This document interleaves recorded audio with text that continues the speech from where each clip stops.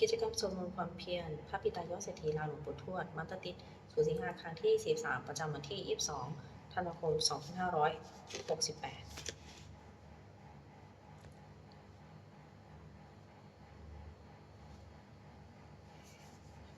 ปัจนี้เป็นครั้งที่43ตรงกับวันที่22ธันวาคม2568ข้าพเจ้านางสาวกันพักสแก้วขอเปล่งวาจาสาธยายพุทธมนต์ถวายเป็นบูชาธรรมบูชาสังฆบูชาและเป็นอายะบูชาแด่องค์พระข้อปฏิเทระเจ้าองค์หลวงปู่สมเด็จรุ่นหลวงปู่บุญเดชหลวงปู่ศิลาตลอดทางครูบาอาจารย์ผู้เป็นเจ้าของวิชาเจตมณีขอเทพเจ้าทั้งหลายผู้จงมาอนุโมทนาในการสวดสายมนต์ของข้าพเจ้านี้ขออนุภาพคุณพระรัตนัย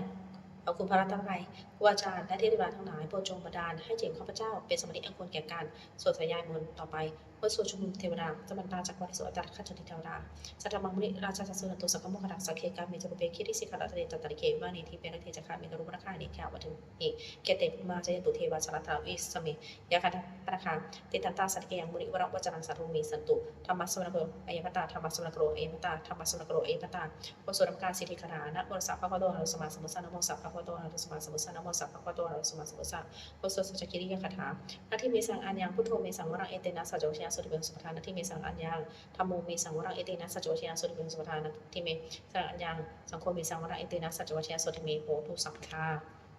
ตุโสมหาการมุขนะโถติอาทิกาคาถามหากาอุกนโถอัตยาสัพพะปะริปุริตวาปะริสัพพะปะตุสัมพุทธิบังเอเดสัจวัชชีนามุหตุสัพพุปะตวามหากรุณโนะโถหิตายาสัพพะปาริยปุริตวาปะริสัพพะปะตุสัมพุทธิบังเอเดสัจวัชชีนามุหตุสัพพุปะตวามหากาอุกนโถขยะสัพพะปะริยปุริตวาปะริสัพพะปะตุสัมพุทธิบังเอเดสัจวัชชีนามุหตุสัพพุปะตวาปุสุภาสมัยสูตรเอวเมสรังเอกาสเมียปะกวาสเกสุหันติกัปปิโรกุสุมิภาวะริมหาตาภิกขุสังฆนะสติปัจจามัติหิภิกขุสติเหสพเพวะริหิทัสสิจันโอกาทะตุหิเทวดายิโพยนะสนิปิตาหุนติตถาสันภควตังทัศยภิกขุสังฆัญจะอัตถโกจตุนังสุทาวัตสกายยานังเทวนาเอตโรสิยังโคภควาสเกสุทัติกัปปิโรทุสมิงหาวณิมหาตาภิกขุสังฆนะสัตถิปัจจามัติหิภิกขุสังฆเตหิสัพเพหิวะอรหันติทัสหิจารุกัตถติเทวดายิปุยนะสนิปิตาหุนติภควตังทัศยภิกขุสังฆัญจะยานุนามิยปิเยนะเตเยนวะไม่ยบิเยนะพระวะเตนุปสังกมยะเอาสักวิทวะพระโตชนิเกปจิกะคาถาปุเสยมติอัตโคตาเทวตาสยทัพปีนามาพระรปุริโสสมัยยังวะหังภาษาเรียภาษาอินังวะหังสามิชิวะเอวะมิวะสุราวิเศษเอวะมิวะสุทาวาเสสุเทวสุอัตตาลิตาพระโตปุโรโตปะโตหาสุนักโหตาเทวตาพระตาอภิวะเทวะเอกมัทธังสุเอกมัทธังโหเอกาเทวตาพระโตสติเกอิมังคาภาสิมหาสมัยปวนาสมิเทวกายาสัพพะอาคารมเอมังธรรมสมัยเทยตายะเยวะอปราชิตสังฆติอทุวปราธิวตาพโตสติเกอิมังคาภาสิตตระภิกขุตะสมทังสุชิตะอัตโนชุกามังคสุสารทิวะเนตานิคะหิตะเมอิตริยนิลักขติปฏิตานิอทุโขอปราธิวตาพโตสติเกอิมังคาภาสิเจตวะคีนังเจตวะปริหะโออิระกีนังโคหะจะมะเมชาเตจารติสุทาวิมนาจักขุปตาสุทาสุสูนาคาติอทุโขอปราธิวตาพโตสติเกอิมังคาภาสิเยเกจิสานังเยเกจิพุทธังสนังกัตตาเสนาเตคมิสติปายะพุนุปายะมนุสังทิหังเทวกายังปริปุเรสติติอนุโกปะวะภิกขุมเตสิเยปุหินะภิกขุเปทัสสุโลกะทาตุสิเทวดาสนิปิตาหุนติตถาคตังทัสสะภิกขุสังฆัจจะเยปิติภิกขุเวอเยสุปฏิดาปะทาโตสัมมาสัมพุทธาเตสัพพิภควตานังเอตตะปรมิยะเทวตาสนิปิตาหะเยสุเสยทัพพิเมหะอิตถิเยปิติภิกขุเวปวิสันติอนาคตังปะทาโตสัมมาสัมพุทธาเตสัพพิภควตังเอตตะปรมิยะเทวตาสนิปิตาปวิสันติเสยทัพพิเมหะอิตถิจิกิสมิภิกขุเวเทวะกายังนามณิเกเรยิสมิภิกขุเวเทวะกายังนามณิเทสิสมิภิกขุเวเทวะกายังนามณิตังสุดาถะสาธุกรรมนิสะมนสิกโรธรรมปัสสิสามิติเอวังคเตติโกเตภิกขุภะโตปัจจสสุอะปะกวาเอตัทโมจะสิโรกะมโนกสัพพิยะทัพพุมาทัสสิตาเยสิตาคิริคปรังปิตตาธรรมิตาปุถุสีหาวสันินาโลมาสัพพิสัมพุโนโอทานตัมนัสสาสุทาวิปัสสนามนาวิกาปิโยปัจจสติยะตวาวเนกาปิโรเทตโตอปนิสถาสัพเพสัจเนระเตเทวกายปิกตาเตวิชานาคาภิกขุเตจะอัตตปามะกังสุโรพุทธศาสนาเตสัพพะตุรุยนะอนุสนะทัสสนะอเบเกตัปะหุสัตสหสังอัตสตริงสตะเอเกศาสนาอามนุษสานะมัทสุงอเปเกนตะมัทหุงทิสาสภาพุราอหุตจัสสภาอภิยวะวิจปราจักมาตโตอมริสถาสัพเกสัจเนระเตเทวกายปิกตาเตวิชานาตาภิกขุเยโมหะกิริสมิกิรินุปโสสัตตสสาเวคะภูมากาปิโรทวา อิติมันโตชุติมันโตวนังตัวยาสสิโนมธรรมนาภิกมุภิกขุนังสมิงรังจัสสะสาเหมาวะตายะขณะตะวันนิโยอิติมันโตชุติมันโตวนังตัวยาสสิโนมธรรมนาภิกมุภิกขุนังสมิงรังสัตตหิราติสังสายะขณะนัตถะวันนิโยอิติมันโตชุติมันโตวนังตัวยาสสิโนมธรรมนาภิกมุภิกขุนังสมิงรังอิเจเตโสสัสสะสายะขณะตะวันนิโยอิติมันโตชุติมันโตวนังตัวยาสสิโนมธรรมนาภิกมุภิกขุนังสมิงรังเวสสัมมิตาปัจจสรายะขานาตะวันนิโยที่มันโตชีเป็นตัวน้ำตัวยาสสิโนมธรรมนาภิกมุภิกุนังสเปกุนังกุเบโรราชาคิโกเวปุริสนิเวสนังปียนังสสังยะขนังปีรูปติสติกุเบโรราชาคิโกสุปกาสเปกุนังปริมัจจาที่สังราชาตตาตุปัสสะสิกัทปนาดิปติมหาราชายาสัสสิโสปิตาปุตตาปิตาสัพพะเวนะมะภาวะไรที่มันโตชีเป็นกันทปาปุริมันจะดิสังราชาทัตตาโทปัสสะติกันทัปนาทิปติมหาชายาสัสสิโสปิตาสัพพะโวอินทรมามาปลายที่มันจะมีเป็นโตวรังตัวยาสัสสิโมธรรมนาภิกมุภิกุนังสเปกุนังถ้ายินจาริสังราชาวิรุโมตปัสสะติวรณาทิปติมหาชายาสัสสิโสปิตาสัพพะเวนะมามาปลาอิทิมันโตชีเป็นโตนาตัวยาสัสสิโนโมธรรมนาภิกมุภิกุนังสเปกุนังปชิปัญจาริสังราชาวิรุปโกปัสสะตินะคณะทิปติมหาชายาสัสสิโสปิตาสัพพะโวอินทรมามาปลายที่มันโตชีเป็นโตนาตัวยาสัสสิโนโมธรรมนาภิกมุภิกุนังสเปกุนังอุตราจาริสังราชาวิรุตปัสสะติยะขณะทิปติมหาชายาสัสสิโสปิตาสัพพะวิธารวามาปรายที่มันโตชีเป็นโตนาตัวยาสัสสิโนโมธรรมนาภิกมุภิกุนังสเปกุนังปริปนัสสัพพะตาระโตทยิเนวิโรโกปชิเมนะวิโรโกโกโรอุตระที่สามจัตตารติมหาราชาสมตาจัตตารติสาทัตตารปณะทั้งสุวรรณกาปิโรเวได้สั่งมายังวิทยาศาคู่มาใจการสถามายังเดโตเวเดนทูวิโบจะเจ้าวิปุตสาจัตตานกรรมเสดจารินุกันดุนิกันจาปรโตกรรมจัตเทวสุรจามันได้จาริจามาริเจตสิโนจักขณะพนโรราชาชานุสโตอาคูปัญจสิโกเจวติปุรุสยวัชสาเอเตจันเยจารสนกรภาสะราจุปิวรปนาภิกมุภิกุนังสเปกุนังนาคูนวสานาคาเวสาลาสะตัชกากัมพรัสระอาคูกัมพรัสระอาคูปายคาสายริบิยามนันตระธาจาอาคูนาคายะเสโนเอรัมนุวานุโกสุปกาสุปิวังเยนะคาราเชสาสาหารันติปฏิชาปกิวิจจักขุเวหายาสาเดวรัมจัปตาจิตนาสุปนาอิติเดสัมนามังอภิยตรานาคาราชนามาสีสุปนาโตเกมัมมะกะสีปุตโตสัทหายุวจายุปยาตานาคาสุปนาสนามะกังสุปุทังชิตาวิราเถนะสมุทรอสุรสิตาปัตตารุปัสสวะเสติที่มันโตยสัสเนกราจาอภิสวะอสุรธนาเวกสาเวปจิติสุจิตจาปารตุนัมจิสาสัตจักปริพุตานังสเปเวโรจนามกาสันในหิตวาปริเสนังละหุปัทมุปัคมุงสเมธานิปัตเตปิกุนังสเปกุนังอปุญญาปริจาเตโชปยตคะตถาคมุวรุณามุนทิวาโสโมจายะสัสสะเมตตากรุณายิกาอาคุริวายะสัสสิโนทัสเสเตทัสสะกายะสเปียตะวิโนอิทิมัตตุชีเป็นตัวนาตัวยะสัสสิโนมธรรมนาภิกมุภิกุนังสเปกุนังเวทูจัตเทวาสานิจัสสมาจัตทุเวยมาจันทสุปสัตจันทสุปริสัตเทวาจัตถมะคุปรเคตาสุเยสุปริสัตเทวาสุเยมะคุปรเคตานะคะตอนนี้ปรคิตาอาคูมะนวรากาวสุนังวสุเสตโตสกุปะคับเรียโตทัสสิเตชัสสะกายะสเปียตะวิโนอิทิมันตุชิมุโดวานันโตยะสเสมธรรมนาภิกมุภิกุนังสเมกุนาทาคูนะสมุริวาชารมะคิสิกาหรือว่าอริยกจารุชาจาอุมาปุคณิมาสิโนปรุณาสาธรรมะจะอัจจุตาจะอนิจจกาสุริยวิชิราคุอคุวาสวะเมสิโนทัสสิเตทัสสะกายะสเปียตะวิโนอิทิมันตุชิมุโดวานันโตยะสเสมธรรมนาภิกมุภิกุนังสเมกุนัง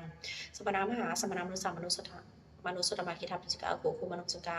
อาคูอนุยเทวายะจารุหิตวาสิโนปรกามหาปรกาอาคูเทวายะสสิโนทัสสิเตทัสสะกายะสเปียตะวิโนอิทิมันตุชิมุโดวานันโตยะสเสมธรรมนาภิกมุภิกุนังสเมกุนังสุกากรุมหาอนุนาอาคูเวคาสสะวัฏารคาปะมุขะอาคูเทวายะคณาสัทธมตาหารคจามิสกาจะยะสสิโนทนายะอาคาพโยติสาภิวัสติทัสสิเตทัสสะกายะสเปียตะวิโนอิทิมันตุชิมุโดวานันโตยะสเสมธรรมนาภิกมุภิกุนังสเมกุนังเขมิยะตุสนายะมหากรกาจะยะสสิโนสัพพิการามาเสถาโจตินามาจะสานิมานาราติโนคาทาคูปนิเมตาถ้าเสด็จทัศนกายะสเปียตะวิโนที่มันตุชิมุโตวานันโตยะสสิโนมธรรมนาภิกมุภิกุนังสเมกุนังสัทเทเทวนิกายสัพเพนาตะวนิโนมนวะเยนะอาคาจุเนจันเนสเทสะปุรชาติปังเกนะโอคตินามาสว่างไทเกมะคตรังนาคังจัทังวะอติตตินังสุภามาบรมโตจะปุตตะอิมิโตสะพุทธอิติมัตโตสะสนังกุมโรติโสจะสุภคัสสมิรังสาสปามรุคณามหาพามาพิริเดอุปปนุชิติมัตโตพิจังกายโยยัสสิโสทัสสิทาอิสระกุปเจกะวะสุติโตเตสัญจะมัจจโตอาคาหาริโตปริวาริโตเตจะสัพเพอภิกันเตสิเทเทเวสปามากิมาราสินาภิกมิปัสสะกะสะมริยะอิทะคตะพระระอกินะพระมโรสมันตาปริวาริธามาวมิจนะโกจินะอิติตนะมหาเสโนกันหาเสนาอภิสัยปณินตระมะหาจะสรังกตวานะเพระวังยะระโบสุโกเมโหทนายันโตสมิโจโกตถาโสปัจจุธรรมติสักกุโทอสยามวเสตันจัสสะพังอภิญญาวะบังคิตวนาจักมันโตอมดิยะสาสาวเกสัสเนระเตมราสินาภิกตาเตวิชานาถาภิกขโว เตจะอัตตปะมะกะรุงสุราบริษัทสาธารังวิตารเคปกามุงเนสังโลมาปิจุยงสเพวิยสังฆมาพิยดิตายาสสิโนวัฏติสาพุติสาวกเตชะเนสุตติวสวดจุนะชัยยะปรกรนโมเมพุทธเตชะสารัตนาตยธรรมมิกาเตชะประสิทธิประสีเทวดารายะปะเมสุราสิทธิปรมาจะอินทาจะตุรตากัมพีรกาสมุทาภูตังคังคาจะสปามะชัยยะประสิทธิปรุเตชัยยะชัยยะทะเลทะเลอุตติอุตตินาทีชัยยะชัยยะข้าคนละตนละนิสัยนิรัยสายเสนาเมรุราชพลนรชีชัยยะชัยยะคัมพีรทรงพีนาเคียนธนาคีปีศาจพุทธการีชัยยะชัยยะตุนนิมิตราโลเคชัยยะชัยยะสิงคีสุธาธานะมุขชาชัยยะชัยยะวรุณะมุขสัตราชัยยะชัยยะจำปาทีนาคับกุรคันโทชัยยะชัยยะขจคนนัตุโรสุกระผู้ชมสิหะพยาคติปาชัยชยวรุณะมุขยตาทิตาเสนาเรปุณสุธีนารดีชัยสุขชีวิชัยทันนิตเรสทาสุชัยชัยทันนิสันติสทาชัยมกรารัญญาพโลเคมชัยวรุณยาเขชัยรักเสสุรพุชเตชาชัยพระเมนทักนาชัยราชธิราชสัจชัยระวินสัพพังชัยอรันตาปเจกะพุทธสาวังชัยมหิสุโรหรุหรินเทวาชัยประมาสุรโคชัยนางโควิรุปโคจันทิมารุวิอินโทจะเวนัตไตโยจะวโรปิจะอคิวายโยจะปัจจุหูกุมารโรทตารัตโกอัฏฐารสะมหาเทวาสิทธิตาปะสะอารโยอิสิโนสัมกาสัพพาชัยรามโมพนุเตชัยธรรมโมจะสังโฆจะทัสสะปาโรจะชัยกังเอเตนะชัยเตเชนะชัยสุธีพนุเตเอเตนะพุทธเตเชนะโหตุเตชัยมังครังชัยปิปรสรีมะตัวยังมรสัจจปปิมะตุปราชอุโกสยามปุริมะเทปมิตา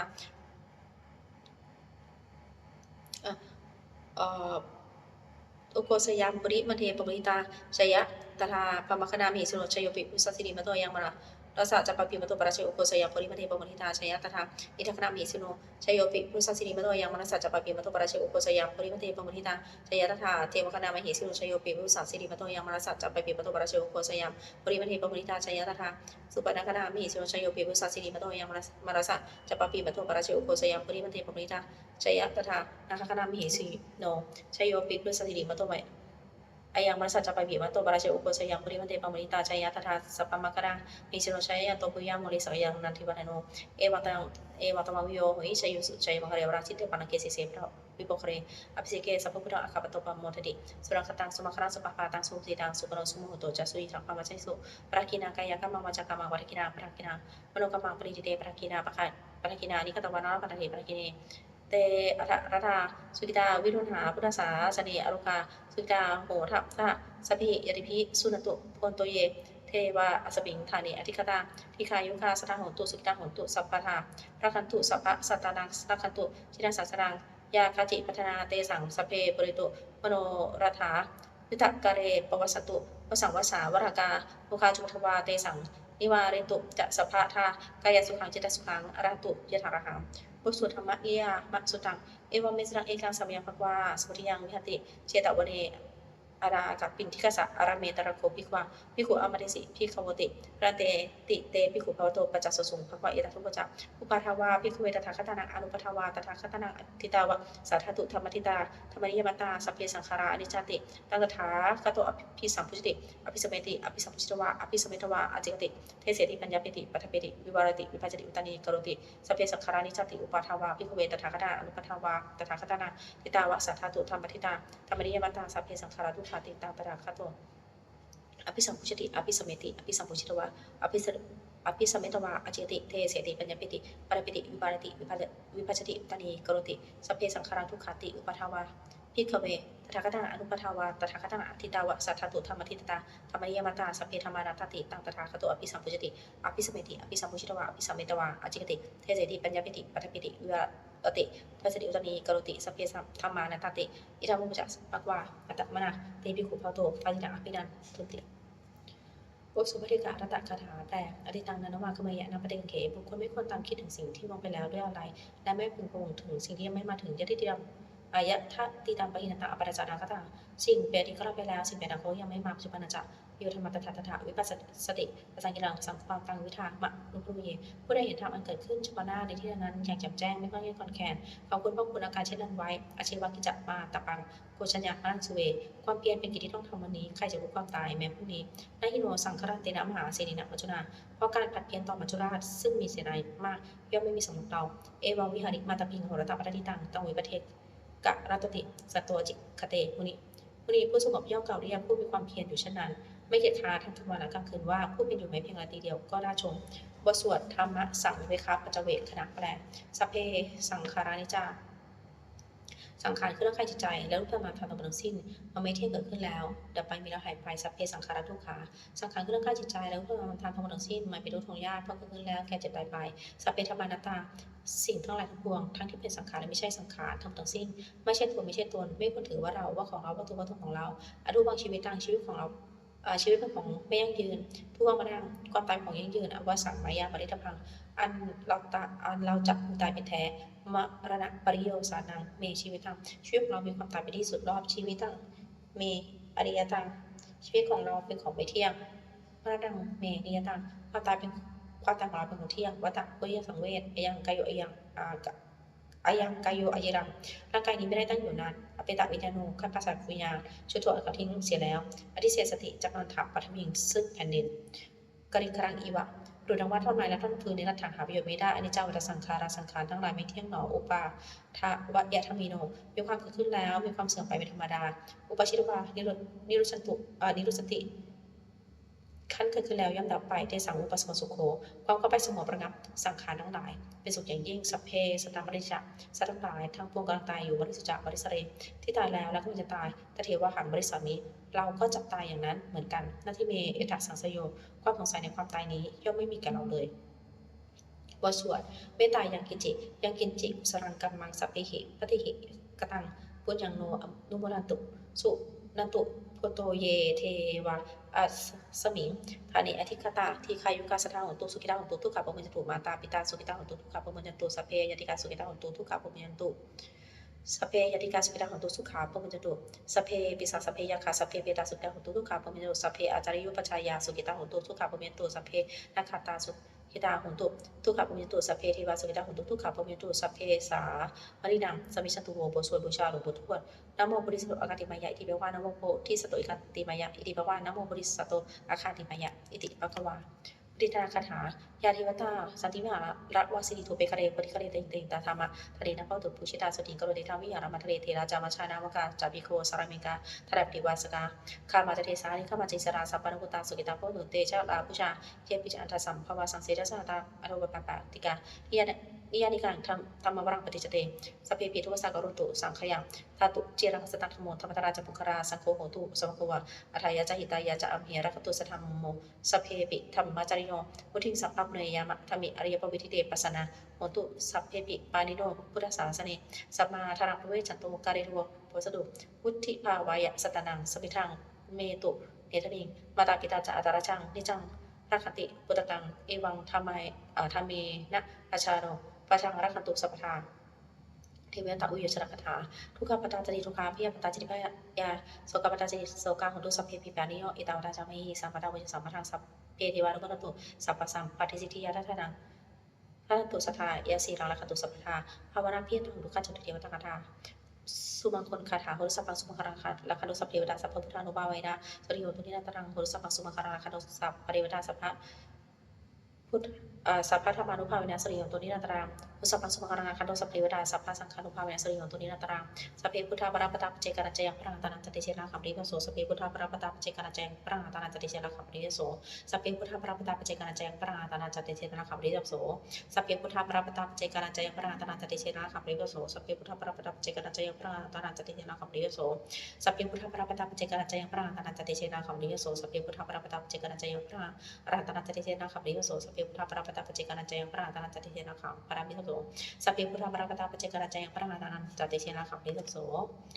โด ด้วยอำนาจแห่งบุญส่วนนี้ข้าพเจ้าได้สวดสยามมนต์พระพุทธมนต์ได้สวดสยามพระพุทธมนต์นี้ข้าพเจ้าขอน้อมเกล้าที่ถวายเป็นพระราชกุศลแด่สมเด็จพระเจ้าข้างสิริกิติ์พระบรมราชินีนาถพระบรมราชชนนีพันปีหลวงผู้เสด็จสู่สวรรคาลัยขอได้ส่งแห่งบุญส่วนนี้จงเป็นสัพพะสิริมงคลแก่ข้าพเจ้าให้แคล้วปลอดภัยจะทุกโศกโรคภัยต่อแรงพวงขอให้มีหนังรายได้สุจริตมั่นคงเป็นสมมาอาชีพที่ชอบธรรมคำว่าไม่มีอดอยากยากจนขออย่าได้มีข้าพเจ้าขอให้ข้าพเจ้าเป็นสัมมาทิฏฐิตั้งมั่นในพระธรรมคำสอนแห่งสมเด็จพระสัมมาสัมพุทธเจ้าขอดำรงอยู่ในความดีงามตลอดกาลนานอีกทั้งขอเทพดาทั้งหลายผู้ได้บุญสาธุการในบุญส่วนนี้โปรดประสิทธิ์ประสาทพร้อมน้อมส่งอนุภาพแห่งมงคลไปสู่วัตถุมงคลเพื่อปิตายอดเศรษฐีทั้งฝ่ายไทยและฝ่ายลาวรวมถึงวัตถุมงคลทั้งพวกนี้3 สิ่งมูลเลยได้จัดสร้างขึ้นให้เป็นด้วยพระอนุภาพเทวานุภาพและอนุภาพอันศักดิ์สิทธิ์บรรดาบทให้เป็นสิริมงคลแก่ผู้ครอบครองและบูชาทุกประการเทิน